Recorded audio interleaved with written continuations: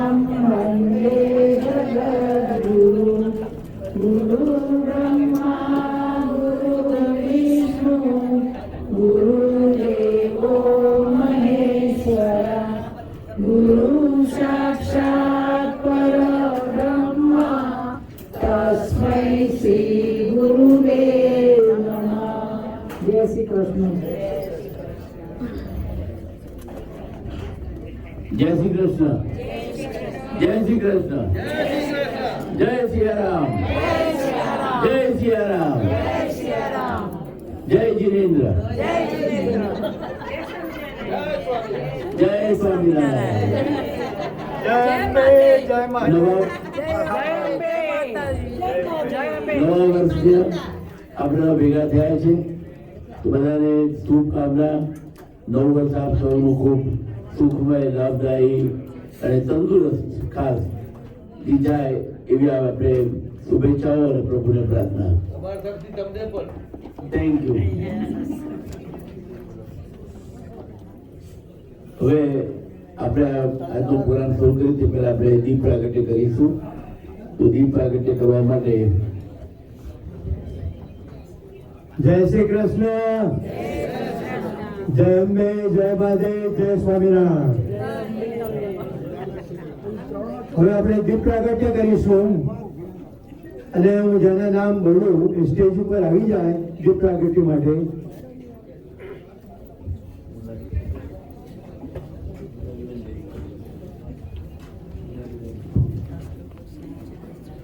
Monaliben Desai, doctor Monaliben Desai આવી જાય please. Yaminikaben Joshi, Pannaben Joshi, Arunaben Trivedi, Jyotsnaben Choksi, Ilaben Pandya stage ઉપર આવી જાઓ please. Thank you very much.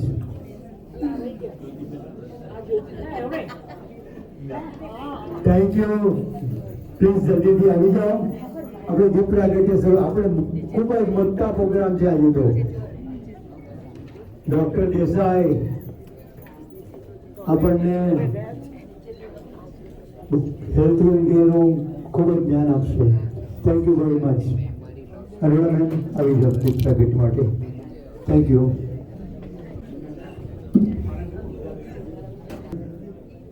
Manjulaben Parekh most senior છે આપણા ગ્રુપમાં અને આપણે એમના આશીર્વાદની ખૂબ ખૂબ જરૂર છે। આશીર્વાદની ખૂબ ખૂબ જરૂર છે તો એ દીપ પ્રાગટ્ય માટે આવી જાઓ। Thank you very much. Manjulaben Parekh દીપ પ્રાગટ્ય માટે આવી જાઓ। Thank you. એક્સાઇટમેન્ટમાં અને કામની ઉતાવળમાં હું તમારું નામ બોલવાનું ભૂલી ગયો, સોરી અબાઉટ ધેટ। મંજુલાબેનના આશીર્વાદ આપણે ખૂબ જ જરૂરી છે। એક વાર તમને તાળીઓથી વધાવી લો please. Thank you very much. Thank you. તમારે કઈ બોલવું છે મંજુલાબેન? મંજુલાબેન કે જે મારાથી નહીં બોલાય, મારા વતીથી આશીર્વાદ બધાને આપી દેજો। Thank you.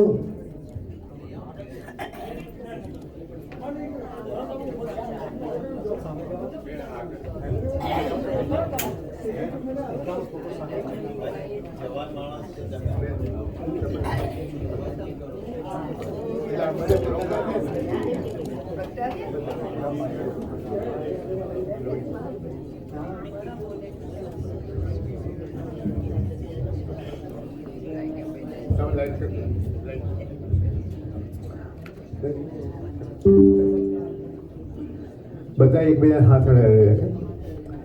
ઓમ ચંદ્રમા મનસો ચક્ષુઃ સૂર્યો અજાયત શ્રોત્રાગાયુષ્ય પ્રાણશ્ચ મુખાદગ્નિરજાયત નાભ્યાસી दन्तर्क्षको शीर्ष्णोद्यो समवर्तत पद्भ्यां भूमिर्दिशः श्रोता तथा लोकान् अकल्पयन्।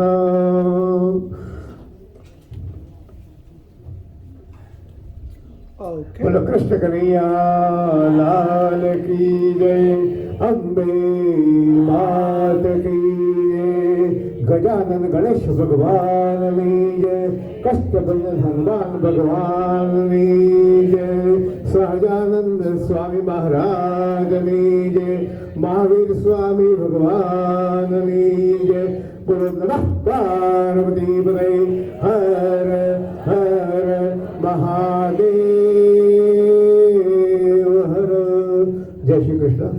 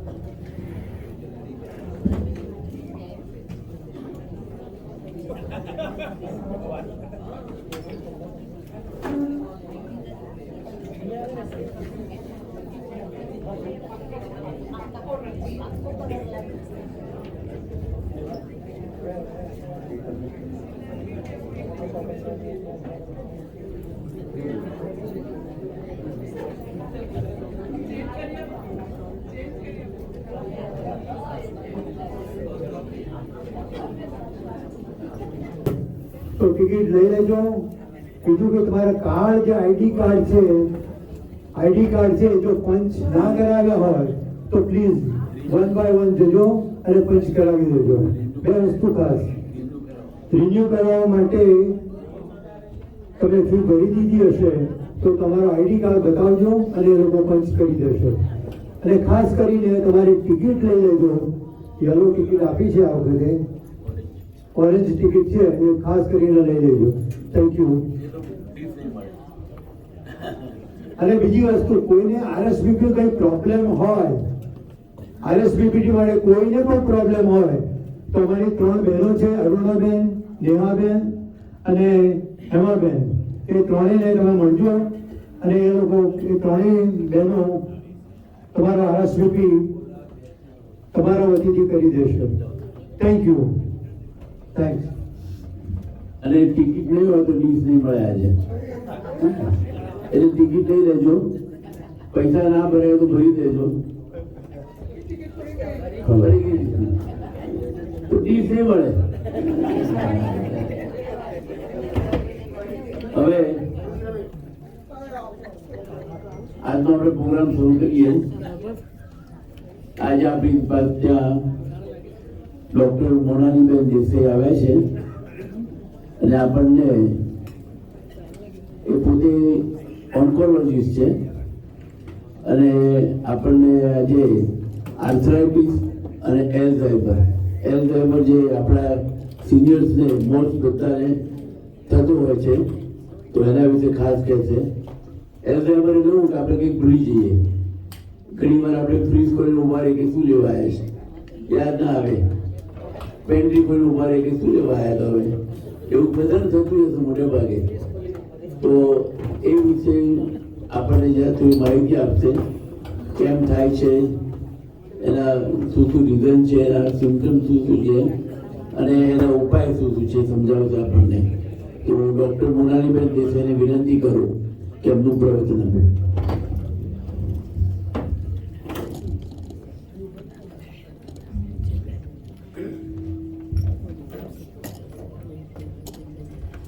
જય શ્રી કૃષ્ણ, જય સ્વામિનારાયણ. ખૂબ ખૂબ આનંદ થાય છે અહીંયા આવવાનો. આ જગ્યાએ હું પહેલાં આવી છું, તમારી જેમ કેસની જેમ બેઠી છું. મારા મમ્મી મેમ્બર હતા પદ્માબેન દેસાઈ, અહીંયા બહુ રેગ્યુલરલી આવતા હતા અને અમે મૂકવા લેવા આવતા હતા. કદાચ પહેલાં આપણે કેટી હોલમાં મળતા હતા, એટલે કેટી હોલથી મમ્મી આવતા હતા અને પછી આપણે અહીંયા મળવા માંડ્યા. એટલે બહુ જૂનો સંબંધ છે, એટલે અહીંયા આવવાનું ખૂબ જ આનંદ થાય છે. મારી બેન પણ મારી સાથે જોડાય છે. એમાં દેસાઈ, કદાચ એમને જોશો તો તરત મમ્મીનું ફેસ યાદ આવી જશે, કારણ કે ખૂબ જ મમ્મી જેવી દેખાય છે. જ્યારે સિનિયર્સ મમ્મીની સાથે રહી રહીને, મારા સાસુ સાથે રહી રહીને એક સંબંધ સિનિયર સાથે બંધાઈ ગયો છે જે ખૂબ જ સ્ટ્રોંગ છે અને બધાને મળીને અને સિનિયર્સ વચ્ચે રહીને કદી મિસ નથી થતા. અમારા ખુદના ઘરના સિનિયર્સ એ લોકો ચાહે એટલે અમે ઓટોમેટિક સિનિયર્સ બની જઈએ, પણ એ લોકોને જ્યારે અહીંયા આવ્યા ત્યારે એવું લાગે કે મમ્મી પપ્પાની બધા છે અહીંયા છે જ અને અમારી સાથે અમને કાયમ આશીર્વાદ આપતા જ હોય છે. જ્યારે વાત કરીએ આપણે સિનિયર્સની તો ઘણા બધા રોગો છે જે સહજ રીતે એજ લીધે આવે છે. એક સિમ્પલ આપણે વસ્તુ સમજીએ તો જ્યારે આપણને ઇન્ડિયાનું ઇન્ડિપેન્ડન્સ આવ્યું, આપણે આજે ઇન્ડિપેન્ડન્સ ડેની આપણે સેલિબ્રેશન્સ છે જ, તો ઇન્ડિપેન્ડન્સ આવ્યું ત્યારે માત્ર ઇન્ડિયન પર્સનની લાઈફ, હું થોડુંક ઇંગ્લિશ વાપરીશ કારણ કે અમુક વર્ડ્સ એવા છે કે જેના ગુજરાતી બહુ જ ડિફિકલ્ટ બની જાય છે. તો તે વખતે એવરેજ એજ આપણે જેને કહીએ કે કેટલું સામાન્ય રીતે માણસ રહેતા હતા તો એ 45 years હતું. હવે દેટ ઇઝ 1947માં 45 years સામાન્ય રીતે માણસ જીવતું હતું. આ એવરેજ છે કારણ કે તે વખતે ઇન્ફેક્શન્સ હજુ કંટ્રોલમાં નહોતા, એટલે ઘણા બધા નાના નાના બાળકો ડાયરિયામાં ને બધા ગુજરી જતા હતા. કદાચ તમને ઘણા સિનિયર્સને યાદ પણ હોય કે એમના મમ્મી પપ્પાએ કીધું હોય કે તમારા 2-3 ભાઈ બહેનો હતા કે આ હતું કે તે હતું જે ડિસેન્ટ્રીમાં, ડાયરિયામાં, સ્મોલ પોક્સમાં ગુજરી ગયા. એટલે આપણા ઇન્ફેક્શનમાં આપણે બહુ લૂઝ કરતા હતા. જન્મનો બહુ રેકોર્ડ નહોતો એટલે આપણી પાસે અમુક એસ્ટિમેટ્સ હતા એજના, અને આપણી પાસે તે વખતે જે વોરમાં આપણે જતા હતા કે એ બધા જે બીજા બધા કારણો થતા હતા એના લીધે, અને હાર્ટ એટેક, ડાયાબિટીસ, આ બધાનું કંટ્રોલ, એની વ્યવસ્થિત દવાઓ હજુ સુધી ગોઠવાઈ નહોતી. જેમ જેમ સાયન્સ અને તકલીફો વધતી ગઈને સાયન્સ આવતું ગયું ને એક સ્ટેબિલિટી આવી, તેમ તેમ બધી દવા, સાયન્સ બધું વધતું ગયું. ડિલિવરીમાં કેટલી બધી લેડીઝો ગુમાઈ ગયા છે. We have lost lot of lives in delivery. ઘણી બધી બહેનો આપણી ડિલિવરીમાં ગુજરી ગઈ કારણ કે સિમ્પલ ખબર નહોતી કે નાળ દાંતરડાથી ના કપાય કારણ કે ધૂળ થઈ જાય. એટલે આવી ઘણી બધી વસ્તુઓ હતી જે ધીમે ધીમે આપણે કોન્કર કરી અને હવે હમણાં આપણે જોઈએ તો એવરેજ એજ 80+ પહોંચી ગઈ છે. એટલે સામાન્ય રીતે 80 years નોર્મલ જેવું થઈ ગયું છે. યસ, હજુ પણ સડન આપણે જોઈએ છે કે સડનલી કોઈ 65, ઇવન યંગર 35 જાય, વેહિક્યુલર એક્સિડન્ટમાં હજુ ના જાય, એટલે જાય છે, પણ એવરેજ. એટલે ઘણો બધો આપણે એજમાં ઇમ્પ્રુવમેન્ટ કર્યું છે. આ કેમ થયું? કારણ કે મેડિસિન્સ આવતી ગઈ, ટ્રીટમેન્ટ કરતા ગયા, અમુક સ્વચ્છતા આવી ગઈ, સમજ આવી ગઈ, આ બધું. પણ એ એજની સાથે અમુક રોગો જે એજ રિલેટેડ છે એ બધા પણ આપણે જોવા માંડ્યા, રાઈટ? એટલે આપણે ડાયાબિટીસ કંટ્રોલ કર્યું, પણ હવે આપણે કેન્સર અને આલ્ઝાઇમર્સ જેવા ડિઝીઝ, આર્થરાઇટિસ જેવા ડિઝીઝ સાથે વધારે ચૂચવીએ છીએ. તો થોડીક વાત કરીએ આપણે આલ્ઝાઇમર્સની. અને માફ કરજો જો તમને વધારે નોલેજ હોય તો પ્લીઝ શેર કરજો, કારણ કે હું બેઝિક બાય ટ્રેનિંગ એક કેન્સર સ્પેશિયલિસ્ટ છું, પણ because of my association senior સાથે કામ કરવાનું ઘણા બધાનું કામ ઇન્ટરેસ્ટ લઈને વાંચતી હોઉં છું, જાણવાની કોશિશ કરતી હોઉં છું, એટલે એ જ હું અહીંયા શેર કરું છું. તો આલ્ઝાઇમર્સ એજના લીધે થાય છે એવું નથી, પણ જેટલી તમારી ઉંમર વધે એટલું તમારું ચાન્સ ઓફ ગેટિંગ આલ્ઝાઇમર્સ વધી જાય, રાઈટ? એટલે કે તમે 85ના થાય એટલે તમને આલ્ઝાઇમર્સ થશે જ એવું નથી, તો તમારું રિસ્ક વધી જાય.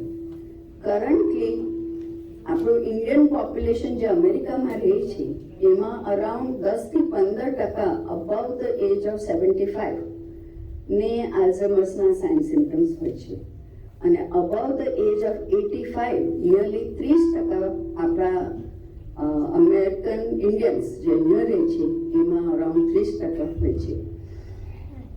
મેઇન કોઝ ઓફ આલ્ઝાઇમર્સ જે આપણે સાયન્સમાં હજુ સમજી શક્યા છે કે મોસ્ટ કોમન એ છે જેનેટિક. એક જેનેટિક જીન છે જે લોકોએ ડિટેક્ટ કર્યો છે, અને એ જીન એક્સપ્રેશન આપણામાં હોય તો એ એલ્ઝાઇમર્સ થાય. એટલે બેઝિકલી સિમ્પલ વેમાં કરીએ કે ફેમિલીમાં કોઈને થયું હોય તો આપણા રિસ્ક વધી જાય. થાય જ એવું નથી, પણ આપણા રિસ્ક વધી જાય. બીજું, સ્મોકિંગ અને આલ્કોહોલ બહુ જ કનેક્ટેડ છે એલ્ઝાઇમર્સથી. તમે જો ક્રોનિક સ્મોકર હોય કે ઇન્હેલ કરતા હોય, ઇટ્સ નોટ નેસેસરી કે તમે પોતે સ્મોક કરતા હોય, પણ તમે સ્મોકિંગની એન્વાયરમેન્ટમાં રહેતા, અને આજે તો એવું કે smoking is related to pollution. ઇન્ડિયામાં ઘણા શહેરોમાં આપણે સાંભળીએ છીએ કે કેટલું બધું પોલ્યુશન વધી ગયું છે. એ that all affects the brain, કારણ કે બ્રેનને કોન્સ્ટન્ટ એટલું ઓક્સિજનેશન નથી મળતું. અનકન્ટ્રોલ ડાયાબિટીસ અને હાઇપરટેન્શન આપણને થાય છે, તો બધા સિનિયર્સને લગભગ અમુક એજે કોઈને ડાયાબિટીસ ને હાઇપરટેન્શન તો થાય જ છે. બધાને નથી થતું. મારી મધર વોઝ 88 ને એમને નહોતું, પણ થાય છે જનરલી. એ અનકન્ટ્રોલ જો રહે તો એમાં શું થાય છે કે બ્લડ વેસલ્સમાં અંદર એમિલોઇડ ડિપોઝિશન થાય, એટલે અંદર ઝાર બાજે. આપણે જેમ ગાર્ડનમાં પાણી નાખતા ને જેમ પાઇપ જૂની થાય, અંદર ઝાર બાજે અને પાણી ઓછું ને ઓછું આવતું જાય. એવી રીતે જે ઝાર બાજે એમાં બ્રેનના અમુક સેલ્સ ડાય થવા માંડે, અને એ સેલ્સ ગ્રે મેટર ઓછું થાય, એટલે આપણે એનું જે કામ હતું, જે યાદ શક્તિ રાખવાનું કામ હતું, એ ઓછું થતું જાય, because it's not functioning, right? એને પાવર નથી ફંક્શન કરવાનું. એક ખાલી નાનો એક, not because I am allopathic doctor, right? હું પોતે આયુર્વેદ અને હોમિયોપેથીમાં ખૂબ માનું છું. એ પણ બહુ જ નોન સાયન્સીસ છે. પણ પ્લીઝ બી કેરફુલ કે તમને અનકન્ટ્રોલ્ડ હાઇપરટેન્શન રહેતું હોય કે ડાયાબિટીસ રહેતું હોય, એક ગોળી ગળવી પડે ને ત્યાં ગોળીમાં સાઈડ ઇફેક્ટ હોય, એટલે આપણે હોમિયોપેથી તરફ જઈએ કે આયુર્વેદિક પ્રમાણે જઈએ તો ફાઇન્ડ ધ રાઇટ ડોક્ટર. કોઈકે કીધું કે વરિયાળી ને મેથી ખાવાથી આપણું ડાયાબિટીસ સારું થઈ જશે, તો that is not the right approach. At least for seniors you don't have time. તમારી પાસે એવો એક્સપેરિમેન્ટ કરવાનો બોડીને ટાઈમ નથી. બોડીમાં સર્ટન એન્ઝાઇમ્સ, સર્ટન જ્યુસીસ ઓછા થાય છે જસ્ટ બીકોઝ ઓફ એજિંગ, અને ત્યારે તમે 6 મહિના આમાં તમે યુઝ કરો, right? Not under correct supervision. કોઈ આયુર્વેદિક ડોક્ટર તમને સ્પેસિફિકલી ક્વોલિફાઈડ હોય અને તમને આપે તો that is a different story. પણ એમ જ તમે કશેક વાંચ્યું, આજે તો વોટ્સઅપ યુનિવર્સિટી બહુ મોટી છે, રાઈટ? એટલે કોઈકે વોટ્સઅપ યુનિવર્સિટીમાં કીધું અને આપણે ચાલુ કર્યું, અને થોડુંક અઠવાડિયું 15 દિવસ સારું લાગ્યું, એટલે આપણે આપણી ગોળીઓ બંધ કરી કે ઓછી કરી, અને પછી આપણે 3 મહિના પછી આપણે બ્લડ ટેસ્ટ કરાવવા ગયા. એ 3 મહિનામાં જે ડેમેજ થઈ જાય છે એ પાછું રિકવર કર નોટ પોસિબલ. એટલે પ્લીઝ બી કેરફુલ કે તમે હોમિયોપેથી કે કોઈ પણ એનીપેથી પકડો, એને પકડો ને સિદ્ધતથી એનું ફોલો કરો under a qualified licence person, right? જે તમને વ્યવસ્થિત એડવાઇસ કરે અને કરે. Also not a good idea for diabetic and hypertension patients to mix medicines. કે તમારું એલોપેથી ચાલતું હોય અને પછી તમે એની સાથે હોમિયોપેથી પણ એડ કરો, પછી કંઈક આયુર્વેદિકનો નુસ્ખો પણ એડ કરો, તો આમાં શું થાય છે કે મિક્સિંગમાં બધા જ ઇફેક્ટિવ મેડિસિન્સ છે, તો ઘણીવાર તમને ડાયાબિટીક હોય અને આ બધું મિક્સ કરો અને પછી તમને ચક્કર આવે, પહેલો વાંક તમે કોને આપવાનો છો? દવાને. પહેલો વાંક તમે દવાને આપવાના છો, રાઈટ? પણ અને તમે જ્યારે ડોક્ટરને મળવા જાઓ છો ત્યારે કદાચ તમે ડોક્ટરને કહેતા નથી કે હું આ બધા નુસ્ખા કરું છું, એટલે ડોક્ટર શું કરશે? દવા વધારશે કે બહુ મોટી લિસ્ટ ઓફ ટેસ્ટ કરાવશે, પછી કે આ ડોક્ટર તો ખાલી ટેસ્ટ જ કરાવ્યા કરે છે, મારે ચક્કર જતા નથી. એટલે ઘણી વાર આપણે જેને કહીએ ને કે એક આંગળી આમ ચીંધી પણ 3 આપણી સામે છે. Be careful of that, right? એટલે take all your diabetes and hypertension seriously. બહુ જ સારી દવાઓ છે, અને ખાલી દવાઓ સિવાય લાઈફ ટાઈમ ચેન્જીસથી પણ ઘણું બધું આવે છે, રાઈટ? વિધાઉટ મેડિસિન આપણને ખબર જ છે કે ખોરાકમાં ચેન્જીસથી બધું કરવાથી we can control it better. એની સાથે હિયરિંગ લોસ, જેને સંભળાતું ઓછું હોય, that is strongly connected with Alzheimer's. જેને ઓછું સંભળાતું હોય તો એને હિયરિંગ એડ્સ કે એની જે સ્પેસિફિક ટ્રીટમેન્ટ્સ હોય એ કરવાની, કારણ કે આમાં એજ રિલેટેડ છે. જેમ આપણે પગમાં આર્થરાઇટિસ થાય છે, બોનના અંદર 3 બહુ ઝીણા ઝીણા ચોખાના દાણા જેટલા 3 બોન્સ છે, અને એ 3 સિંકમાં વાઇબ્રેટ થાય એટલે આપણને સંભળાય. એ 3 વાઇબ્રેટ થાય એને નર્વ બ્રેનમાં જાય અને આપણને સંભળાય. પણ આર્થરાઇટિસ એને એ બોન્સને પણ થાય ને, એટલે એ વાઇબ્રેશન ઓછા થાય. સો ધેન વાઇબ્રેશન ઓછું હોય અને તમારું ડાયટ ને બધું ઓછું ના હોય, હાઇપરટેન્શન હોય કે આ હોય, તો then it's going to affect the brain. એટલે બહુ જ બધી સ્ટડીઝ હેવ એસ્ટાબ્લિશ્ડ કે hearing loss is connected with Alzheimer's. એટલે ઇફ યુ આર સફરિંગ કે ઓછું સંભળાતું હોય તો ડોન્ટ ટેક ઇટ લાઇટલી કે હવે ઉંમર થઈ એટલે ઓછું સંભળાય છે. Take the necessary treatment. Sometimes there are very small hearing aid, પણ ટેક ઇટ. ડોન્ટ એવું નહીં કે ટીવીનું વોલ્યુમ વધારતા જ જાઓ, right? Normally recommended is 18 to 20, પણ આપણે ઘણીવાર કોઈના ઘરે જઈએ તો 26-28 ડેસિમલ પર ટીવી ચાલતું હોય, which is going to damage more. અને નોટ ઓનલી યોર હિયરિંગ, પણ it is going to damage your brain also, right? એટલે hearing loss is a very big risk factor. બધા જ હિયરિંગ લોસને આલ્ઝાઇમર થાય એવું જરૂરી નથી, પણ again it is an established correlation છે કે જેને હિયરિંગ લોસ હોય એ લોકોને આલ્ઝાઇમર્સ વધારે થાય છે. Also patients who develop Parkinson is also age related, અને જેને પાર્કિન્સન થાય એ લોકોને રિસ્ક ઓફ ડિમેન્શિયા Alzheimer's વધી જતું હોય છે. Again, the solution is to control your Parkinson, treat it properly, right? હવે આપણે થોડું ડાયટની વાત કરીએ. આપણે બધા લગભગ વેજીટેરિયન્સ છે, right? We are not even eating eggs or fish, જે ઘણીવાર વેજીટેરિયનના ડેફિનેશનમાં આવી જતું હોય છે. તમે જાપાનમાં જાઓ ને કે I am vegetarian, they are likely to serve you some fish because that is their definition, right? આપણા especially Gujaratis or આપણા Indian this vegetarian is vegetarian, આપણે એક પણ નથી ખાતા ના. એ જે ડાયટ છે એમાં B12 is not present, છે જ નહીં. કારણ કે તમે એ બધા ઓઇલ સોલ્યુબલ અને વોટર સોલ્યુબલ વિટામિન્સ છે, એટલે તમે આપણે બધું શાક કાચું તો બહુ ખાતા નથી, અને આગ્રહ રાખીએ છીએ આપણે સેલડ્સ ને ફ્રેશ ખાવાનું, પણ વિથ એજ વી અન્ડરસ્ટેન્ડ કે ડેન્ટલ પ્રોબ્લેમ્સ આપે છે. એટલે આપણે કહીએ કે આપણે ખાવું છે, પણ પછી એ કાચું બરોબર ચવાય નહીં, એટલે પછી થોડું ગેસી લાગે and then we give up eating, right? So then how do we get our vitamins, right? એક એડિશનલ ગોળી લેવી પડે, પણ we generally try to avoid it, કે ના હું તો સવારનો ઉકાળો પીવું છું, I don't need any vitamins, right? But આપણા ડાયટમાં એ વિટામિન્સ B12 બહુ જ છે જ નહીં, પ્રેક્ટિકલી આપણા ડાયટમાં છે જ નહીં vitamin B12. The other thing, and B12 is associated with mental losses and memory losses. The other thing is D3. હવે D3 આપણને બધાને લાગે છે કે ઓ ડૉક્ટરે તો મને D3 કીધું જ છે, મારું ઓછું જ આવે છે, એટલે હું શું કરું છું, કેલ્શિયમ વિથ D3 કોસ્કોમાંથી બોટલ લાવીને આઈ પોપ ઇટ, ઓર ડૉક્ટરે મને આપ્યું છે એટલે હું 2000 કે 5000 IU D3 લઉં છું. તો તમને ખબર છે how D3 acts on your bone કે on the brain? D3 આપણે કન્ઝ્યુમ કરીએ it to activate the D3. એ બ્લડમાં સ્કિન નીચેના જે આર્ટરીઝ ને વેન્સ છે એમાં સર્ક્યુલેટ થાય, એમાં સન રેઝ પડે ત્યારે એક્ટિવેટ થાય.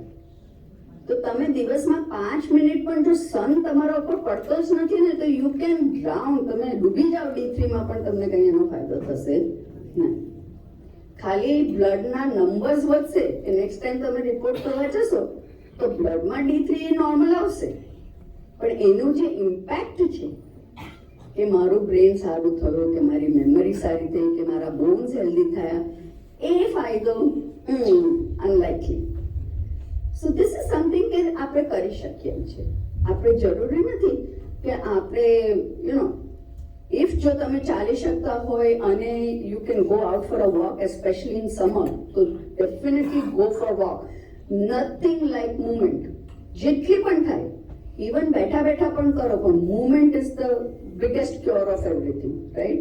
આપણે એ તો આપણને બહુ જ ખબર છે ને હમણાં તો ઘણા બધા પેલા વર્લ્ડ રેકોર્ડ છે કાલે એટલે બહુ બધું યોગાના એટલા બધા વોટ્સએપ્સ આવે છે કે જોઈન ધ યોગા ને it's a good thing right. આપણું સાયન્સ છે, કેટલા ઋષિમુનિઓએ કેટલા વર્ષોથી પરફેક્ટ કરેલું સાયન્સ છે, એટલે આપણે કરીએ તો એ સારું છે. અને જેટલું થાય એટલું ઇવન આંગળીઓ મૂવ કરીએ ને થોડીક તો it is going to benefit us. પણ એ ખાસ કરીને શિયાળાના ટાઈમમાં જ્યારે અહીંયા આપણે શિકાગોમાં રહીએ છીએ અને તડકોની બધુંનો આભાસ છે કે બહાર નથી જઈ શકતા આપણે બિકોઝ ઓફ ટેમ્પરેચર કે સ્નો. આજે મને બહુ જ ઈચ્છા હતી સાડી પહેરવાની, એ લટકી રહી છે ત્યાં, પણ હું જ પોતે ગભરાઈ ગઈ. મેં તો ભાઈ સાડી પહેરી, પછી અહીંયા પહેલાં મેં મારી સિસ્ટરને કીધું, મેં કીધું આ બધા સિનિયર્સ જો કેટલા કોન્ફિડન્ટ છે ને હું હમણાંથી ગભરાઈ ગઈ. This is not right, I have to better કે I have to wear a sari. ને મને ખૂબ ગમે છે સાડીઓ અને જનરલી આવા સિનિયર્સના પ્રેઝન્ટેશનમાં હું મમ્મીની જ સાડીઓ પહેરું છું. મારી પાસે ખૂબ છે મમ્મીની સાડીઓ. તો આજે આઈ મિસ્ડ આઉટ ધેટ ઓપોર્ચ્યુનિટી, પણ એ ગભરાવાનું નથી. નેક્સ્ટ ટાઈમ પણ તો બારીમાંથી જ્યાં તડકો આવતો હોય આપણે કેટલું સંભાળીને આપણો તુલસીનો છોડ ત્યાં મૂકીએ છીએ, લીમડાનો છોડ મૂકીએ છીએ, રાઈટ. તો આપણે પોતે પોતાના જાતે મૂકીએ ને. એક ખુરશી ઘરમાં કોઈક તો હશે જે ખુરશી ખસાડી આપે, નહીં તો આપણે પોતે ખસાડીને એક મુંડો કે ખુરશી પર બેસીએ ને આપણા શરીર પર એઝ અ નિયમ, જે તમે કંઈક પ્રાર્થના બોલતા હોય કે બુક વાંચતા હોય તો તડકામાં એક પગ આગળ કરીને લેટ ધ તડકો fall on your body. Even though it is coming through a window, બારી થ્રુ આવે છે ને ડાયરેક્ટ નથી પડતો, એ 30-40% તો કામ કરશે ને, right. So please try and seat in sunlight.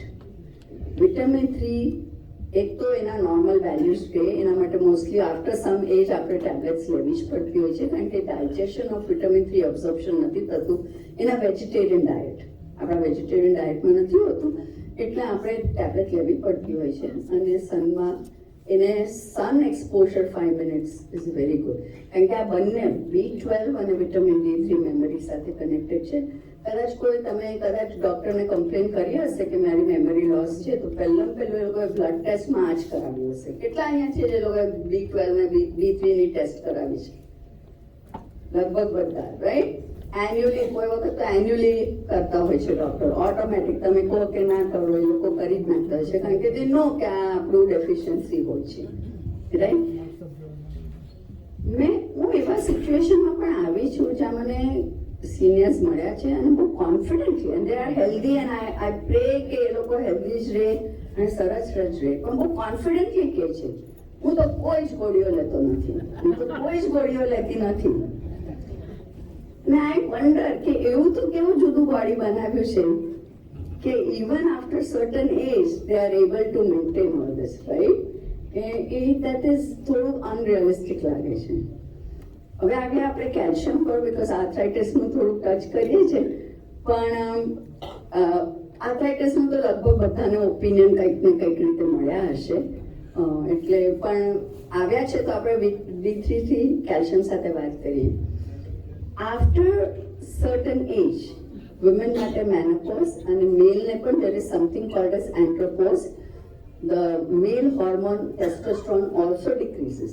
એવું નથી કે women ને જ menopause આવે, male ના hormones અને testicular production of testosterone also decreases.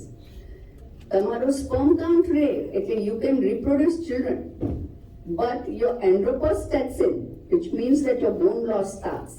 It starts around 55 to 60. કારણ કે બહુ સિમ્પ્લિફાઈ રીતે સમજાવું તો આપણી એક પાણીની ટાંકી હોય, રાઈટ, અને આપણને ખબર છે કે એની વોરંટી 35 થી 40 વર્ષની વોરંટી છે. એના પછી એના જે સાંધા છે એમાંથી ટીપક પાણી ટીપકવાનું જ છે, it is going two leak, એટલી જ વોરંટી છે. ટાંકી એવી જગ્યાએ મૂકી છે કે આપણે બદલાવી નહીં શકીએ, રાઈટ. તો એ ટીપિક લોસ થશે તો within 10 years there will be markable reduction in the water in the ટાંકી, બરોબર. તરત નહીં ખબર પડે, અને 10 વર્ષે તો એ ટીપું કરીને કેટલી ડોલો ભરાઈ જશે અને ઉપરથી ટાંકીનું લેવલ ઓછું થશે, રાઈટ. બીજા 10 વર્ષ જશે તો હજુ હાફ થશે, હજુ 10 વર્ષ થશે તો ખાસું માર્કેબલી ઓછું થઈ જશે. એવા આપણા બોન્સ છે. Up to the age of 18 to 20, especially તમે જો બહાર કૂદતા રમતા હોય, હમણાંના છોકરાઓને we will have to see how what the next generation brings forth. પણ તમે બધા એમ શ્યોર લંગડી ને કબડ્ડી ને બધું રમ્યા જ હશો, અને એ ઇન્ડિયામાં ખાસ રમ્યા હશે તો સન એક્સપોઝર આપણને મળ્યું છે કે આપણી ટાંકી ખાસી ભરાઈ ગઈ છે, રાઈટ? એટલે એ જરૂરી છે કે up to 35 years of age આપણે એક્ટિવ હોય, આઉટ ઇન સનલાઇટ હોય, ખોરાક સારો હોય. તે વખતે 1200 મિલીગ્રામ ઓફ આપણને કેલ્શિયમ જોઈતું હોય છે. રોટલી દાળ ભાત શાકમાં આપણને 600 જેટલું ગ્રામ આવે છે, એટલે 2 ગ્લાસ દૂધ, 1 ગ્લાસ દૂધમાં 200 મિલીગ્રામ કેલ્શિયમ હોય, સો 2 ગ્લાસ. દેટ હોય તો તમારી ટાંકી at 35 ભરેલી છે. હવે તમારે પોતે જ અંદર વિચારવાનું કે તમે જુવાનીમાં શું કર્યું છે, કેટલું દૂધ પીધું છે, કેવું ખાધું છે, કેળા ખાધા હોય, કે તમારી ટાંકી 35 ભરાય છે કે નહીં.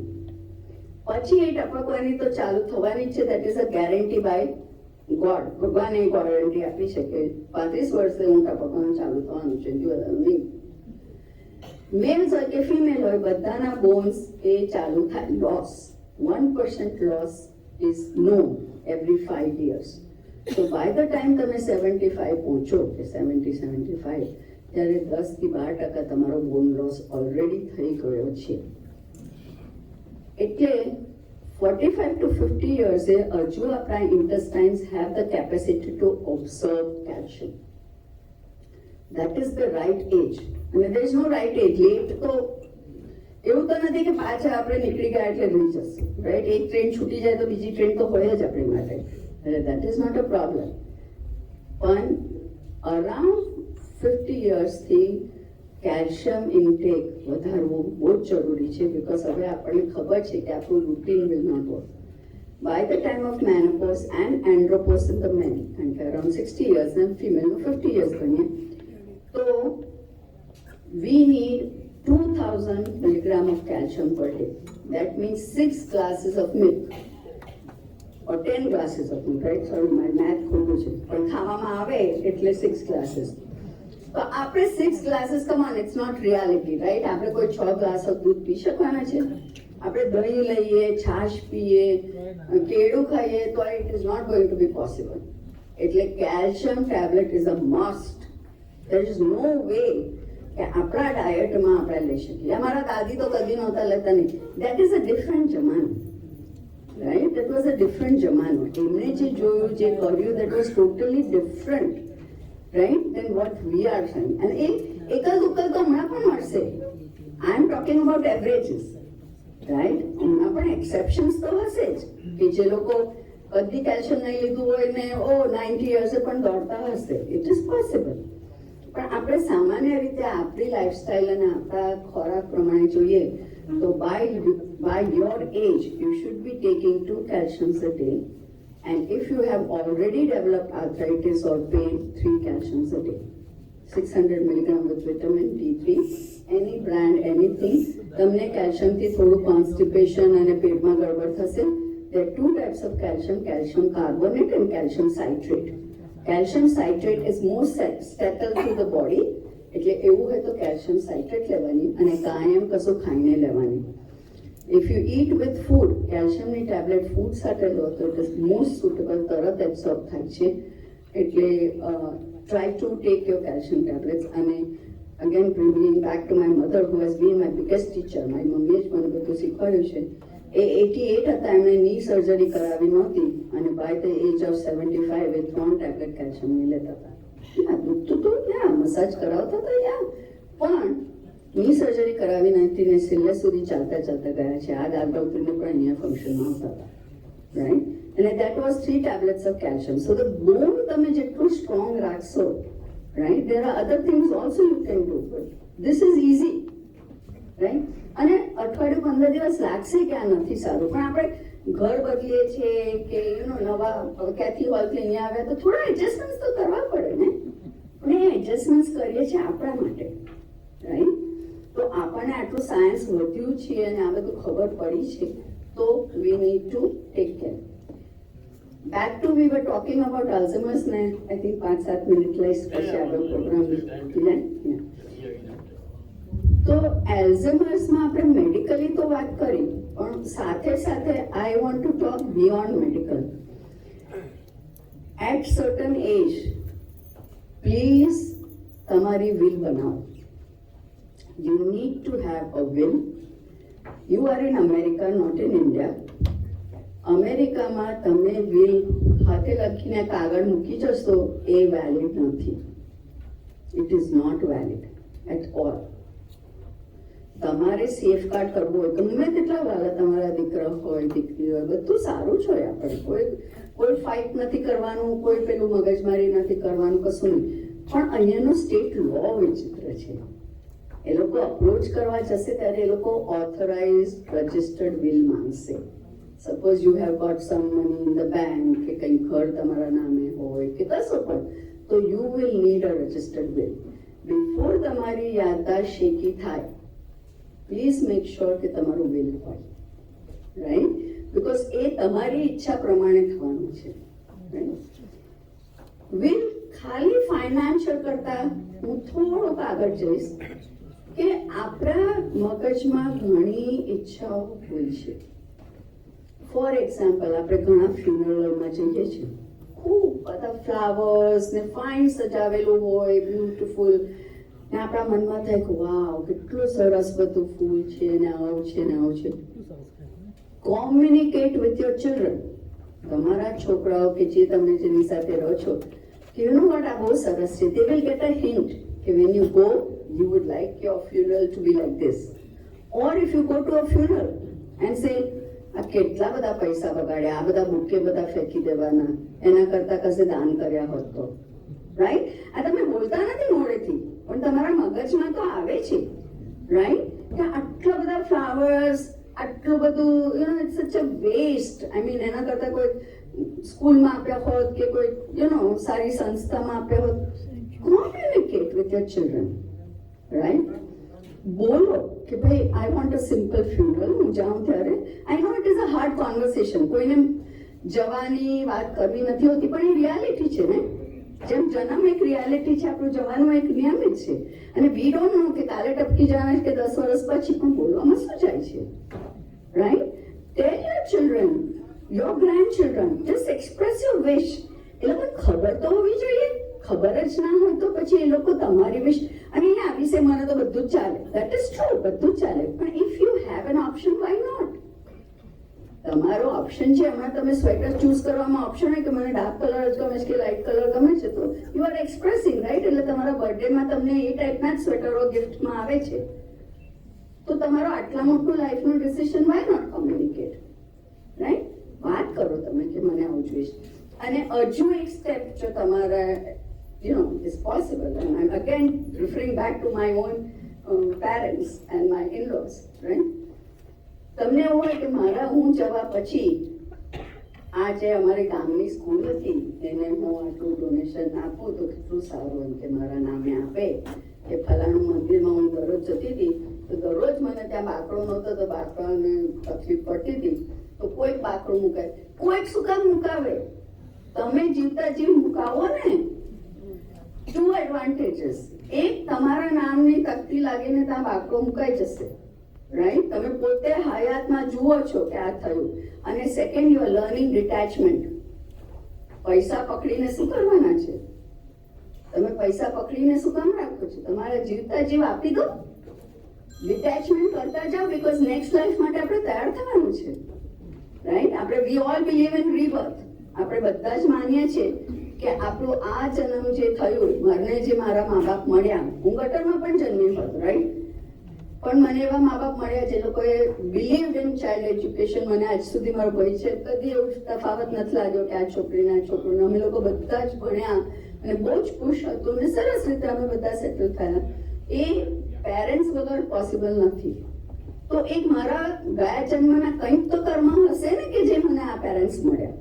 તો આવતા જન્મમાં મારા પેરેન્ટ્સ અને મારી ગતિ સારી રહે એના માટે હું શું બેંકમાં મૂકું છું? એ જ જવાનું છે. આપણે બધા જ સાંભળીએ ખાલી હાથ આવ્યા, ખાલી હાથ જઈએ છે, પણ ખરેખર આપણે ખાલી હાથ આવ્યા છે? વિચારી જુઓ. ધ ફેક્ટ કે આપણને આ હ્યુમન શરીર મળ્યું એ જ ખાલી હાથ નથી. મોસ્ટ ઓફ અસને હાથ પગ બધું શરીર વ્યવસ્થિત મળ્યું છે, ખાલી હાથ નથી આવ્યા. આપણે બધાને આપણા પેરેન્ટ્સ મળ્યા છે, ખાલી હાથ નથી આવ્યા. Some of us may be offence that may be due to some other reason also, પણ in general, right?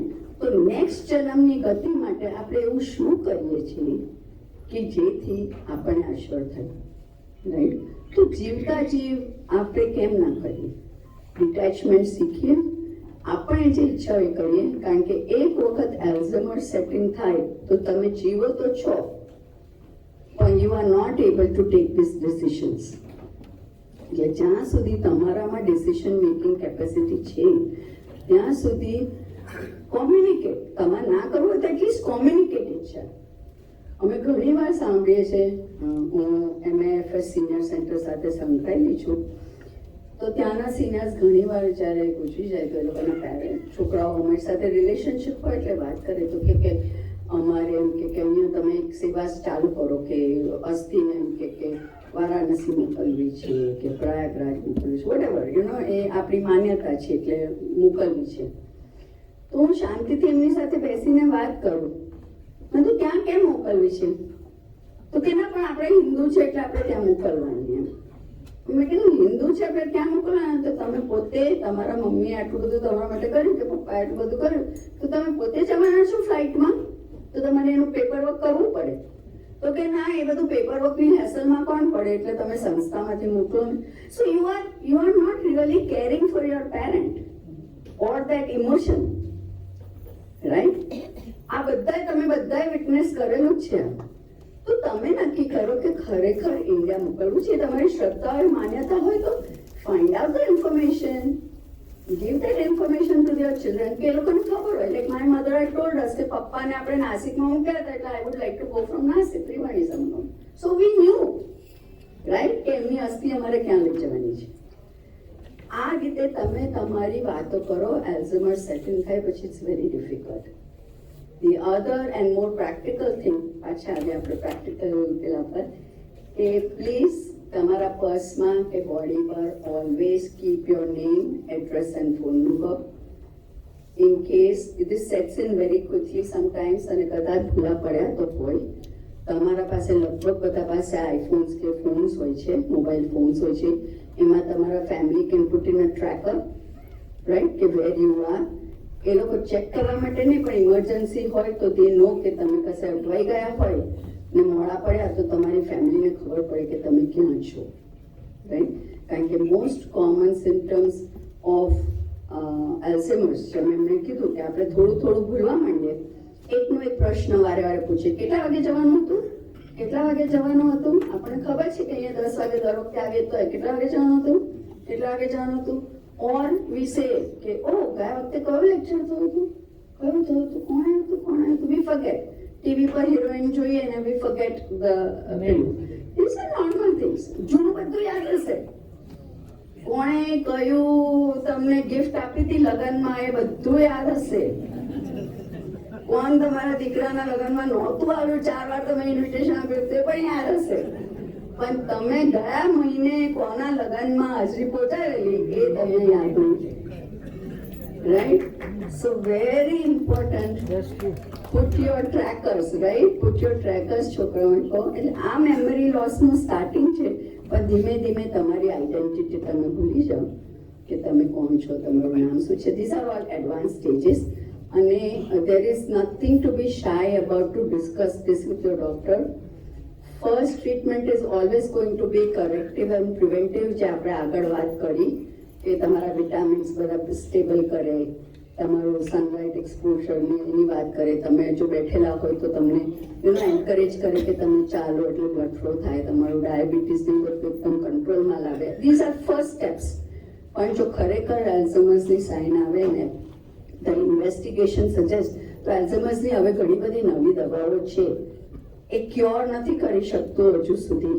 V are all trying to find a cure, પણ હજુ ક્યોર નથી કરી શકતો, પણ it can control and slow the process. આ દવાઓ એકદમ સેફ નથી, પણ at the same time it can help. પણ ખાલી દવાથી નહીં થાય. You have to make the lifestyle changes, જે આપણે વાત કરી ડાયટમાં ના તે, અને એમાં ડાયટમાં to introduce soup is a very good idea, especially soup કરતાં પણ જસ્ટ કાચું સ્પિન કરીને juice, right, juicing is a very good thing, કારણ કે ગેસ પર ના મૂક્યું એટલે બધા વિટામિન્સ મેન્ટેન થાય. એટલે તમે એ રીતે તમારા વિટામિન્સ ઇન્ટેકમાં તો રાખો, પણ એટ સર્ટન એજ આંતરડું પણ થાકે. આટલું બધું આપણે નાક કરીએ, સમોસા ને દાલવડાનું બધું નાખીએ એટલે ઇવેન્ચ્યુઅલી તો એ પણ થાકે. એટલે કદાચ ગોળીઓ લેવી is not, it is your ગોળીનો ફન. ગોળીઓથી યાદ આવ્યું કે pill organiser is also good idea. અઠવાડિયાની પિલ્સ મૂકતા થાવ એક ઓર્ગેનાઇઝરમાં, કારણ કે ઘણી વાર ભૂલી જવાય કે સવારના લીધી કે નહીં, આ લીધી કે નહીં. ઘણી વાર ડબલ લેવાઈ જાય કે ડબલ ના લેવી હોય તો આપણે સ્કીપ થઈ જાય. એટલે પિલ ઓર્ગેનાઇઝેશન અને pill, these are little things. અને if you are diagnosed with Alzheimer's, you will get the counseling from your doctors, nurses who will, એ લોકો કહેશે. પણ આપણે ના થાય ત્યાં સુધી પ્રિપેર કરીએ આપણે જાતને. અને જો એવું લાગે કે આપણી ફેમિલી હિસ્ટ્રી છે કે આ બધું આપણને મેચ થાય છે અને વી આર ફીલિંગ કે we may go down that route, તો પછી please take care of not only finances but all your wishes. Communicate with your children so they are happy, you build a bond and start detaching from this world. Okay, thank you.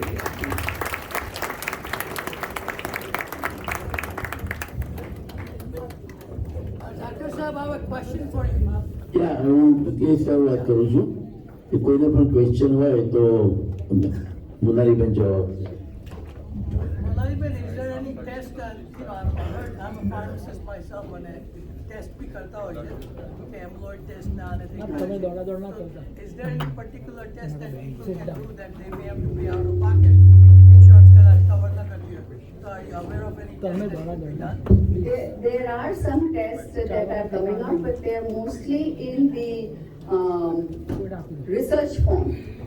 એટલે there are certain clinical trials હમણાં ચાલી રહી છે, જેમાં CD20 કરીને એક test આવે છે. STD20 you said? Yes, એ આવે છે.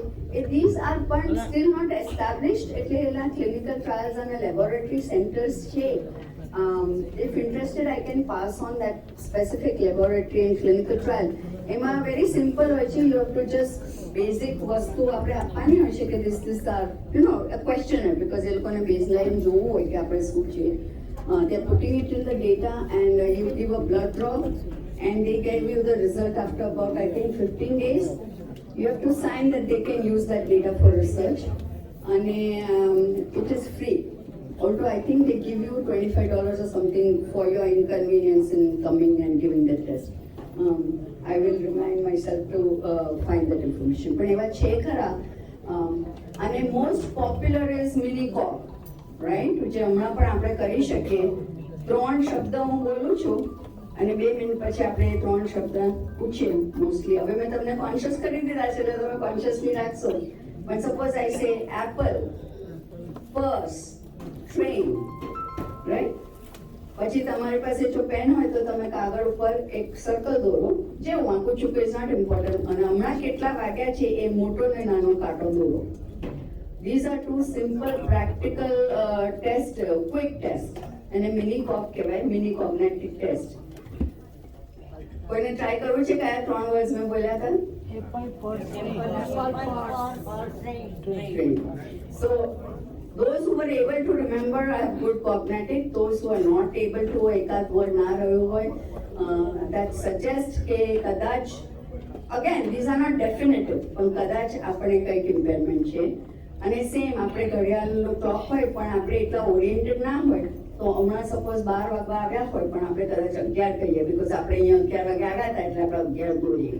એટલે આ ક્વિક ટેસ્ટ હોય છે આવા જે you can do on periodic level. I have another question, since you are a cancer specialist. Do you recommend people doing Grail test for checking up early cancer detection, like they test 50 tests and all that thing? I know that costs around $1,000. And do you also recommend people to do whole body MRI to scan out any cancer and all that thing? Those are expensive tests, but do you find any usefulness in finding? હું repeat કરું તમારું question. There are and correct me if I'm not understood.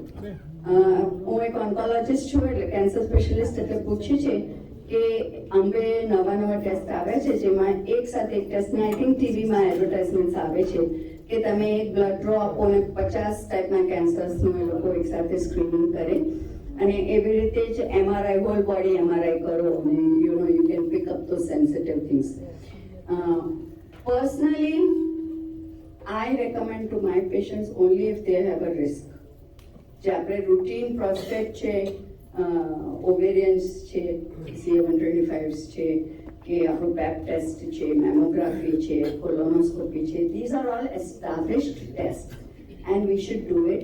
I know sometimes બહુ frequently કહે છે, પણ actual guidelines એવું કહે છે કે at your age every 3 years a pap smear is okay. આપણને દર વર્ષે કરાવ્યા કરે છે, that is a bit too much. Science is saying every 3 years is fine. એટલે એ રીતના ટેસ્ટ જે છે રેકમેન્ડેડ આપણા ગાઈડલાઇન્સમાં એના બિયોન્ડ અનલેસ તમને કોઈ સ્પેસિફિક ફેમિલી હિસ્ટ્રી હોય ને, it is like finding a needle in a haystack, right? અને પછી એ ટેસ્ટ પોઝિટિવ આવે ને પછી એનું ઇન્ટરપ્રિટેશન બહુ ડિફિકલ્ટ થઈ જાય છે કે તમારું એક એબનોર્મલ આવ્યું કે ભાઈ તમને રિસ્ક છે, I'm not talking about the routine cancer, right? Risk છે retinoblastoma, જે આંખમાં તમને થઈ શકે.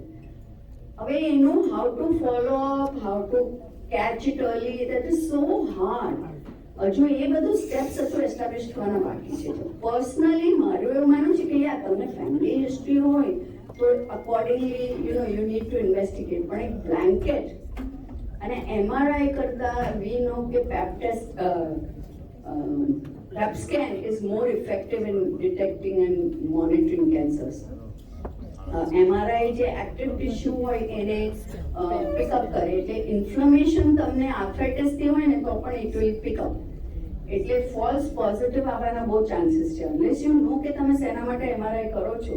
If you do it blanketly inflammatory points બધા પ્લેન, એટલે એના માટે પેટ સ્કેન વિચ ડાય આપીને કરે, which has a specific targeted dye, કે તમે કોલોન માટે જતા તો CA ડાય આપીને જ કરે એટલે યુ નો કે કોલોનમાં જઈને એટેક કરે.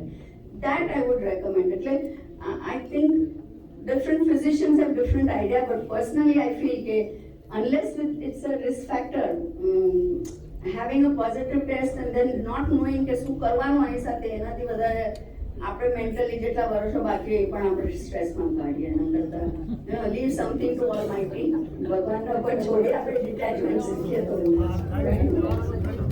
એટલે ઇગ્નોર નહીં કરવાનું. હવે કોઈ ક્વેશ્ચન હોય તો ડૉક્ટર સાહેબ બાજુ બેઠા છે, ત્યાં જઈને M0 1 to 1 પર્સન વાત કરી લેજો. હવે આપણે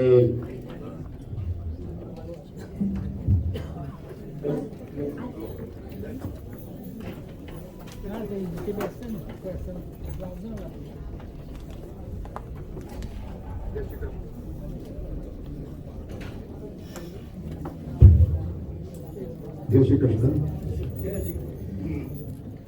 સૌથી પહેલા તો ડૉક્ટર સાહેબે જે 45 મિનિટ સુધી જે પ્રવચન કર્યું, જે માહિતી આપી, જે માહિતી આપણને બધાને ઉપયોગી થાય છે, અને એ માહિતી તમે બધાએ શાંતિથી સાંભળી. એનું કારણ એ છે કે એમનું પ્રેઝન્ટેશન એટલું સરસ હતું કે તમે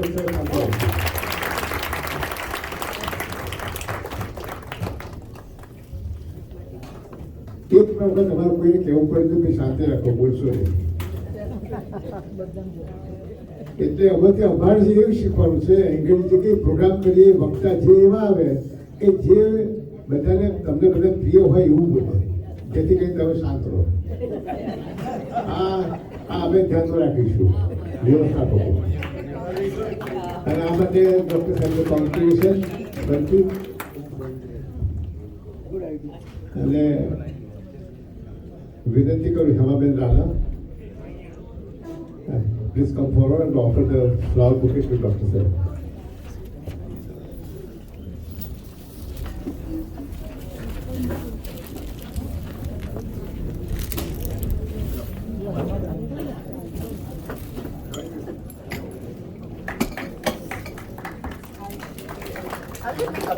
આમ જોજો.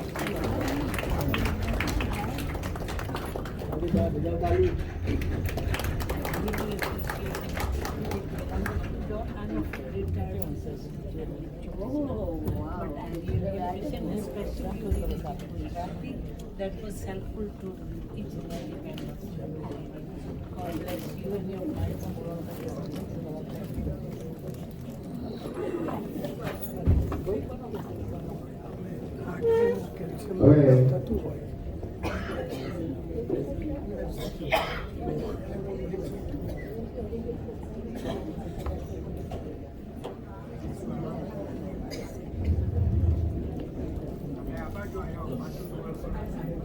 ફરીથી બધાને જય શ્રી કૃષ્ણ.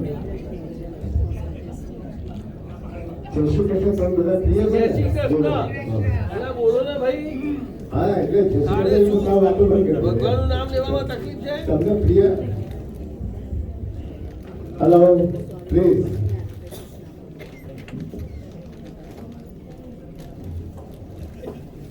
ડોક્ટર સાહેબે જે અમુક બાબતો કહી, જેવી રીતે કોઈ પ્રતો કથા સાંભળવા જાઓ એમાં જે કથાકાર ઘણી સારી વસ્તુ કહેતા હોય છે. આવું સાંભળવું સહેલું છે, આનંદથી સાંભળીએ, શાંતિ સાંભળીએ, પણ પછી એમાં તમે જીવનનો શું ઉતાર્યું છે એ વ્યક્તિ છે. ડોક્ટર સાહેબે જે કંઈ સંકેત આપ્યા છે બધાને, પહેલું તો સૂર્યપ્રકાશમાં રહેવાનું, મોમેન્ટ ચાલુ રાખવાની, બેઠા હોય ચાલવાનું ના હોય તો બેઠા બેઠા પણ મોમેન્ટ કઈ ચાલુ રાખવાનું. અને keep always positive thinking. Positive વિચાર કરશો તો તમારી પોઝિટિવ વાણી નીકળશે, અને પોઝિટિવ વાણી બધાને જ ગમે.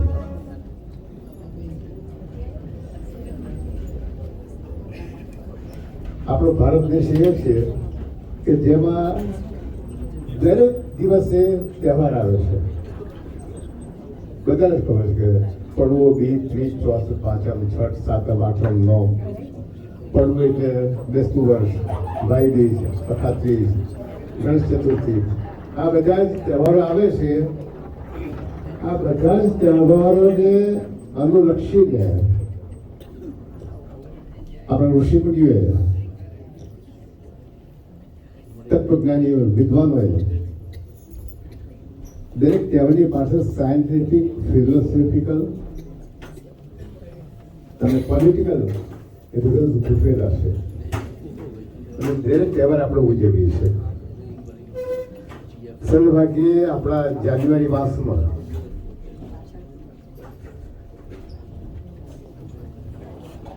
ઘણા તહેવાર આવે છે, ઘણા પ્રસંગો આવે છે. એક તો સૌથી પહેલું સ્વામી વિવેકાનંદ જયંતિ છે, ઉત્તરાયણ છે, આપણું પ્રજાસત્તાક દિવસ છે, રિપબ્લિક ડે, મહાત્મા ગાંધી નિર્વાણ દિન. આ બધા પ્રસંગો જાન્યુઆરી માસમાં આવે છે. એમાં મેં કહ્યું એ પ્રમાણે દરેક તહેવારની પાછળ કંઈક રીઝન હોય છે. ઉત્તરાયણ વિશે તો ઉત્તરાબેન બોલશે, તો એમાં ઉત્તરાયણ વિશે એક જ ફિલોસોફિકલ સોશિયલ રીઝન એ છે કે કુટુંબને કેમ એક રાખવું એની સંજ્ઞા બતાવે છે. હવે તમને કહેશો, તેઓ કહેશો કે ઉત્તરાયણ અને કુટુંબ સાથે શું સંબંધ છે? તો સૂર્ય એ પિતા છે અને શનિ એના પુત્ર છે. પિતા અને પુત્ર વચ્ચે કોઈ દિવસ બનતું નથી. એનું પણ કારણ છે, સૂર્ય ભગવાનના છાયારૂપી પત્નીનો પુત્ર એ શનિ. સૂર્ય દેવતાને મળી ખબર પડી હતી કે આ મારા છાયારૂપી પત્નીનો પુત્ર છે, એ તેનો ત્યાગ કરે છે. એટલે પત્નીનો, પોતાની માતાનો પિતાએ ત્યાગ કર્યો, તેથી શનિ ભગવાન સૂર્ય ભગવાન પ્રત્યે નાખુશ રહે છે, નારાજ રહે છે અને સંબંધ રાખતા નથી. આ વાત બહુ લાંબી છે, પણ એકદમ ટૂંકાઈ દઉં છું. પરંતુ મકર સંક્રાંતિ દિવસે કે જ્યારે સૂર્ય મકર રાશિમાંથી પ્રવેશે છે, અને મકર રાશિના ગુરુ છે શનિ દેવતા, એટલે સૂર્ય ભગવાન શનિદેવને ઘેર આવે છે, પિતા પુત્રને ઘેર આવે છે. જે પુત્ર પિતાને માનતો જ નથી, નારાજ છે હંમેશા, છતાં પણ પિતા પુત્રને સાંત્વના આપવા આવે છે. અને બીજી રીતે કહીએ તો સૂર્ય ભગવાન એ પ્રજાપાલક છે, પ્રજાનું ધ્યાન હંમેશા રાજાએ રાખવું જ પડે. એટલે સૂર્ય ભગવાન શનિ ભગવાનને ત્યાં જાય છે અને બધાને સ્વસ્થ રાખે છે. બહુ લાંબી વાત છે, એકદમ પકાઈ દઉં છું. વધુમાં ઉત્તરાયણ તો તમને કહેશે. ત્યાર પછીથી પ્રજાસત્તાક દિવસ 26મી જાન્યુઆરીએ પ્રજાસત્તાક દિવસ કે સ્વતંત્ર દિવસ બધા જ ખાસ કરીને શું કરે છે કે ધ્વજવંદન કરે છે. એમાં ધ્વજવંદનમાં બે રીતે ધ્વજવંદન કરે છે. જે સ્વતંત્ર દિવસ હોય છે તે દિવસે ધ્વજને ઝંડા ઉપર ચઢાવે છે, ખેંચે છે, નીચે બાંધે છે અને પછી ઉપરથી ખેંચે છે. એટલે એ ધ્વજવંદન પ્રધાનમંત્રી જ કરાવે છે 15મી ઓગસ્ટના દિવસે. જ્યારે 26મી જાન્યુઆરી પ્રજાસત્તાક દિવસ આવે છે, એ દિવસે આપણા રાષ્ટ્રપતિ ધ્વજ ઉપર જ બાંધેલો હોય છે અને ત્યાંથી ફરકાવે છે. આ ધ્વજવંદનનો બે ફેરફાર છે. 15મી ઓગસ્ટે ધ્વજ ઝંડા ઉપર નીચેથી ઉપર જાય છે અને પ્રધાનમંત્રી એને લહેરાવે છે. ત્યારે પ્રજાસત્તાકના દિવસે 26મી જાન્યુઆરીએ રાષ્ટ્રપતિ ઉપર બાંધેલો ઝંડો હોય છે એને ફરકાવે છે. 26મી જાન્યુઆરી ડેટ કેમ 26મી જાન્યુઆરી? 26મી January is not a good number to remember. પહેલી કે બીજી કે 30મી કે એવી રીતે રાખ્યો તો મને યાદ છે. પણ ત્યાર પહેલા 26મી જાન્યુઆરી 1938માં કોંગ્રેસ કમિટીએ નક્કી કર્યું છે કે આપણે બ્રિટિશ લોકોને હરાવવા છે અને કોંગ્રેસે ફક્ત હાથમાં લેવી છે, નિર્ણય કર્યો કમિટીમાં. એટલે જ્યારે 1947માં સ્વતંત્રતા મળી તે દિવસે બંધારણ બાંધવા લખવાનું ચાલુ કર્યું અને 1947 ઓગસ્ટના દિવસે બંધારણ અમલમાં કર્યું. તે દિવસ નક્કી તારીખ કેવી રાખી? 26મી જાન્યુઆરી જે દિવસ મિટિંગ નક્કી કર્યું હતું એ દિવસે 26મી જાન્યુઆરી આપણે પ્રજાસત્તાક દિવસ એટલે પ્રજા તરફથી ચાલતું રાજ્ય પ્રજાસત્તાક દિવસ તરીકે જાહેર કર્યું. એ દિવસે 26મી જાન્યુઆરી એટલે નક્કી કર્યું, કારણ કે એ નિર્ણય લેવાયો હતો 26મી જાન્યુઆરી 1938માં. એટલે 26મી જાન્યુઆરી કાયમ માટે પ્રજાસત્તાક દિવસ તરીકે બંધારણ અમલમાં આવ્યું. એ દિવસે સ્વતંત્ર આપણે 1947 મળી, પણ પ્રજાસત્તાક દિવસ તરીકે 1950માં ચાલુ કર્યું હતું. જય શ્રી કૃષ્ણ. અને વચ્ચે સ્વામી વિવેકાનંદ વિશે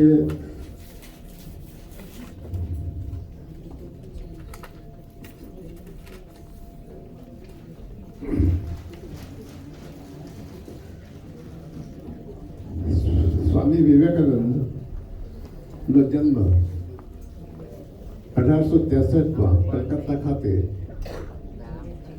ભદ્રકાયસ્થ પરિવારમાં થયો હતો.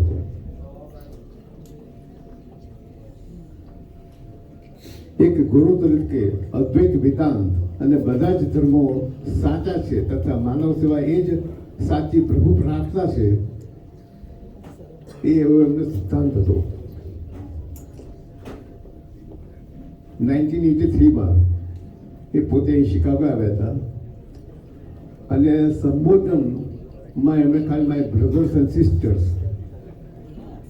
અત્યાર સુધીમાં અમેરિકામાં કોઈ પણ વ્યક્તિએ માય બ્રધર્સ એન્ડ સિસ્ટર તરીકે સંબોધન કોઈને કરેલો હતા. પણ એના સંબોધન એટલા બધા પ્રભાવિત થઈ ગયા કે 40 મિનિટ સુધી તાળીના ગડગડાટ ચાલુ રહ્યા હતા.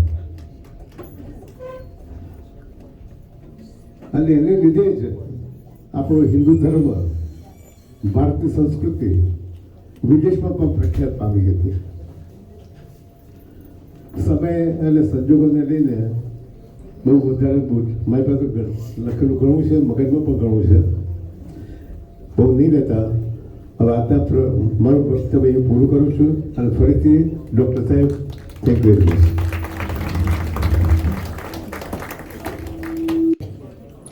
એમના કંઠથી સુંદર દેશભક્તિનું ગીત આપણને સંભળાવે. પ્રકાશભાઈ મહેતા, તાળી આપો. Thank you very much. Thanks. Prakashbhai, are you ready? પ્રકાશભાઈને હું એમ જ સમજુ છું કે યુનાઇટેડ સિનિયર પરિવારના એ કિશોર કુમાર છે.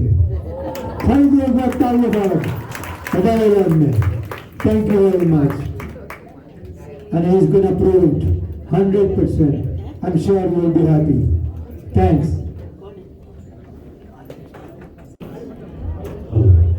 દેશભક્તિનું ગીત છે, આ કિશોર કુમારનું ગીત છે.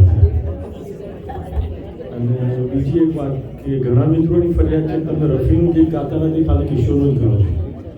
નેક્સ્ટ ટાઈમ મળશે તો તમને રફીનું ગીત પણ સંભળાવીશ.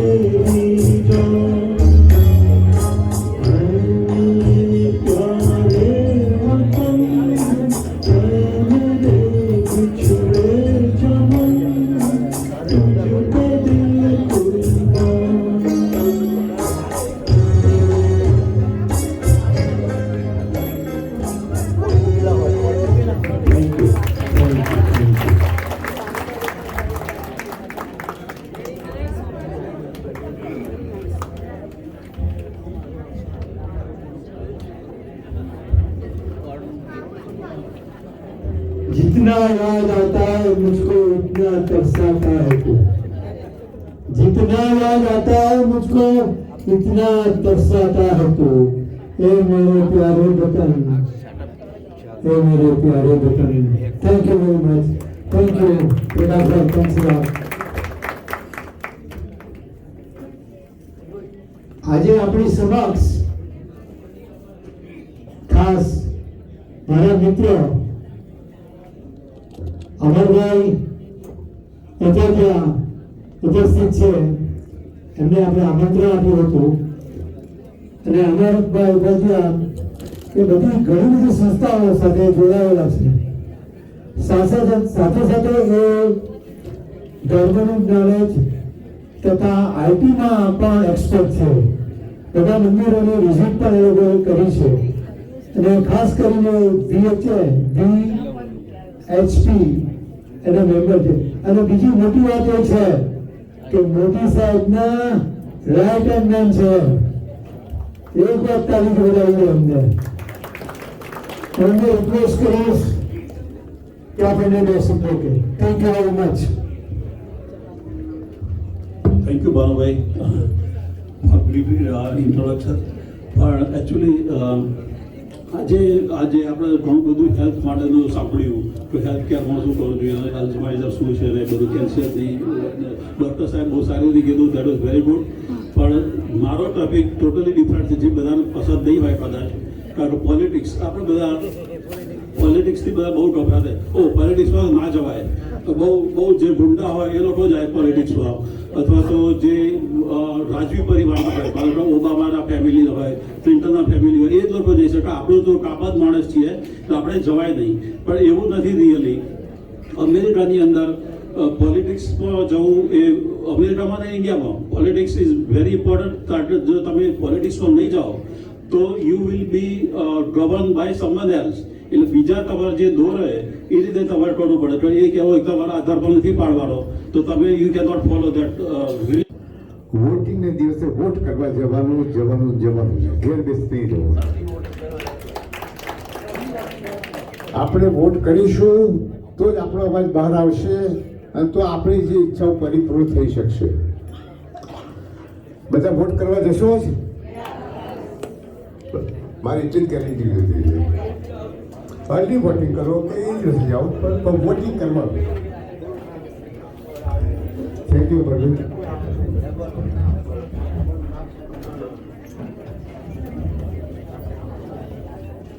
Bhavai, thank you very much.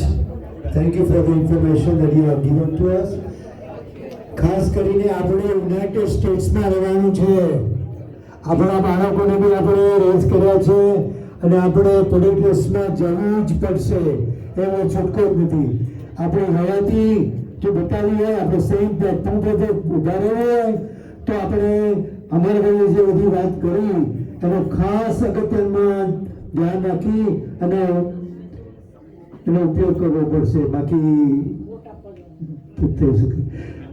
Vote આપવા ખાસ જજો પ્લીઝ, વોટ આપવા માટે અને પોલિટિકલી જેટલું બને એટલું પોલિટિકલી ઇન્વોલ્વ થવા પ્રયત્ન કરજો। Thank you very much. હવે હું જ્યોત્સનાબેન ચોકસીને રિક્વેસ્ટ કરીશ કે પ્રકાશભાઈ મહેતા સાથે ડ્યુઅલ સોંગ સંભળાવે આપણને। Thank you Jyotsnaben, thank you. નવાઈની વાત એ છે કે ઉત્તરાબેન નો જન્મદિવસ એ ઉત્તરાયણના દિવસે જ થયો હતો। એક વાર તાળીઓથી બધાવી અમને, બાપ રે, what a coincidence. Thank you.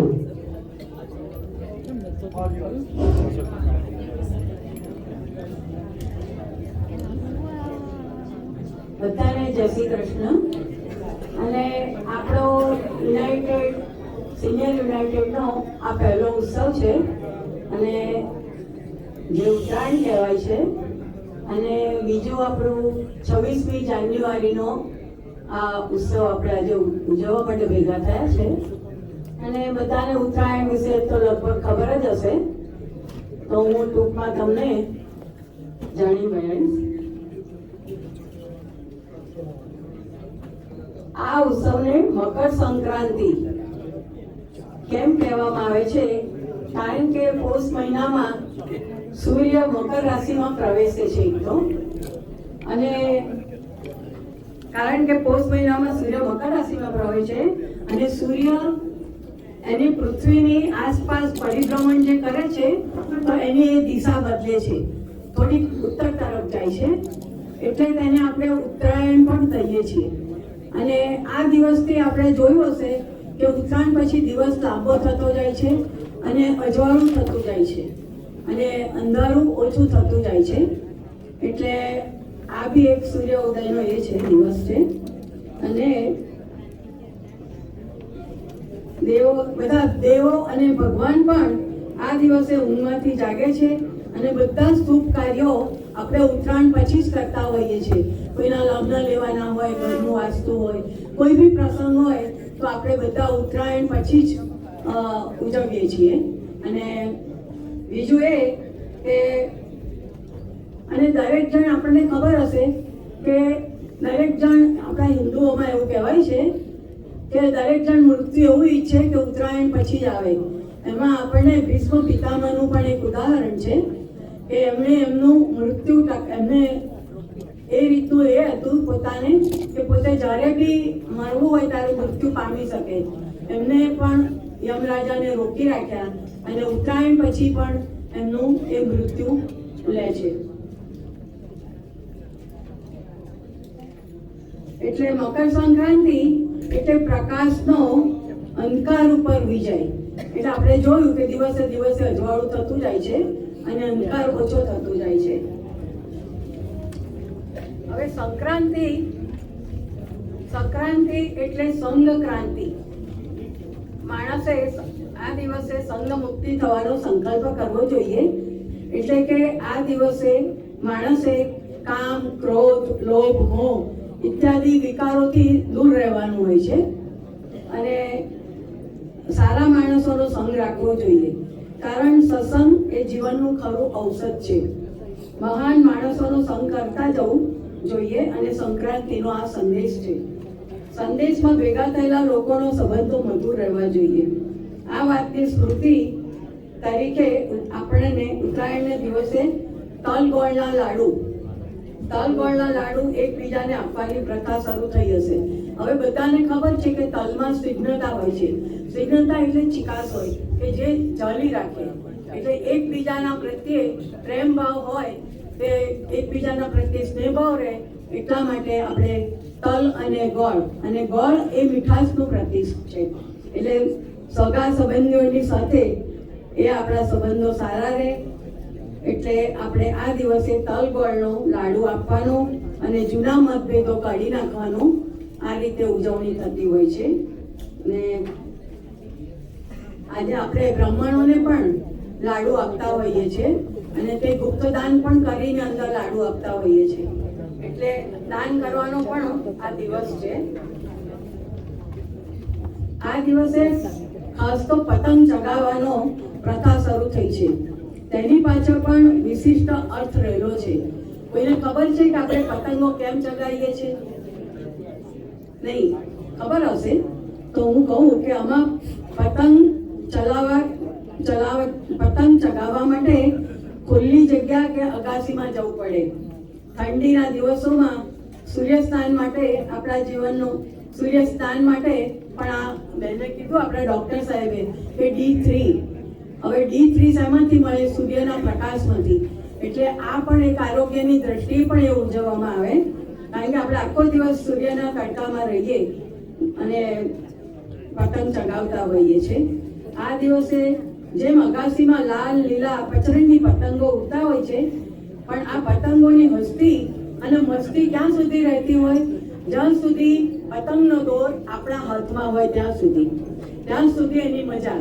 પછી કપાઈ જાય એટલે ગમે તે જઈને પડે, ઝાડમાં જઈને અથડાઈ જાય, કોઈ સંડાસની ટાંકીઓ પર પડી જાય, ગમે તે જગ્યાએ જઈ અને પડી જાય અને બેહદ ખરાબ દશામાં એ પડી જાય છે. એટલે આપણે પણ એનો હાથ, જ્યાં સૂત્રધારના હાથમાં દોર હોય ત્યાં સુધી જ આપણે એનો આનંદ માણી શકીએ છીએ. જેવો હાથમાંથી છૂટી જાય કે વૃક્ષ, મેં કીધું કે વૃક્ષની ડાળી પર કે વીજળીના તાર ઉપર ગમે ત્યાં એ પડી જાય અને અસ્વસ્થ દશામાં એ ગમે તેમ પડી જાય છે. એવી જ રીતે આપણો માનવ પતંગ પણ થોડાક જ દિવસોમાં ફિક્કો અને અસ્વસ્થ થવાનો. બધાને ખબર છે કે આપણો ઘડપણ આવવાનું છે અને આપણે પણ અસ્વસ્થ થવાનું છે. એટલે કે સંક્રાંતિને દિવસે ભગવાનને પ્રાર્થના કરવાની કે પ્રભુ મારા જીવન પતંગનો ઝોલે ન ચડે તે માટે તારા હાથમાં હું તને મારો દોર સોંપું છું. એટલે ટૂંકમાં આ દિવસે સૂર્યનો પ્રકાશ, તલ ગોળની મીઠાશ અને પતંગનો તેનો સૂત્રધાર દોરનો ઉપરનો વિશ્વાસ આપણા જીવનમાં સાકાર થાય એવો પ્રભુને પ્રાર્થના કરીએ. જય શ્રી કૃષ્ણ બધાને. જ્યોત્સનાબેનને રિક્વેસ્ટ કરીશ કે વિડીયો સોંગ આપણે સંભળાવે. Thank you.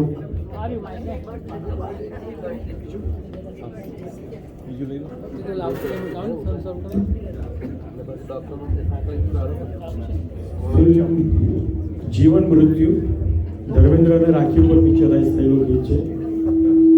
ગીતના બોલ છે झिलमिल सितारों का आंगन.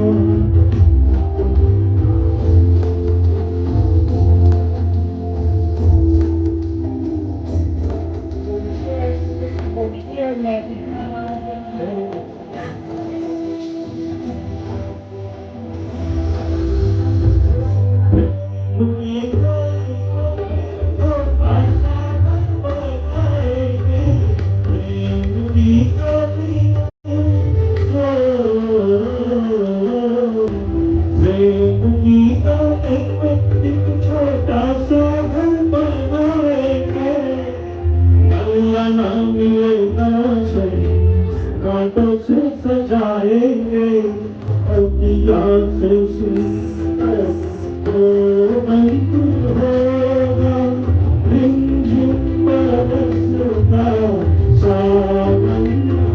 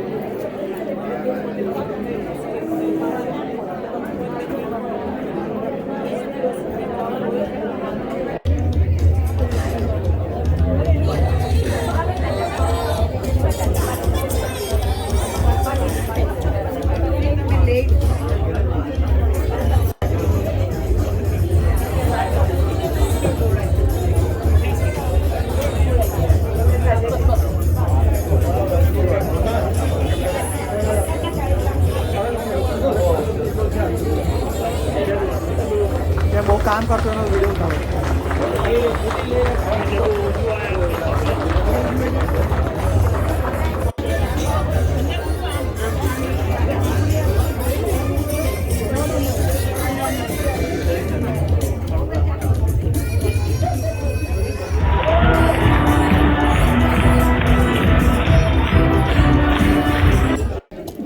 શાંબરમાં છોકરાવાળાનું મંદિર છે 24 ઉપર અમારે છે 6:30 વાગે 7મી ફેબ્રુઆરીએ. તો એની ફી લોકો 20 ડોલર લાગી છે દુનિયા સાથે, અને મ્યુઝિકલ પ્રોગ્રામ છે અને બીજા બધા પ્રોગ્રામો છે. તો જેને પણ ઈચ્છા હોય આવવાની તો ભાનુભાઈને અથવા ગ્રેવિટી જોશીને તમારું નામ આપજો. આપણે ઈમેલમાં પણ મોકલીશું, તો તમે એમને ફોન કરી નામ આપી દેજો.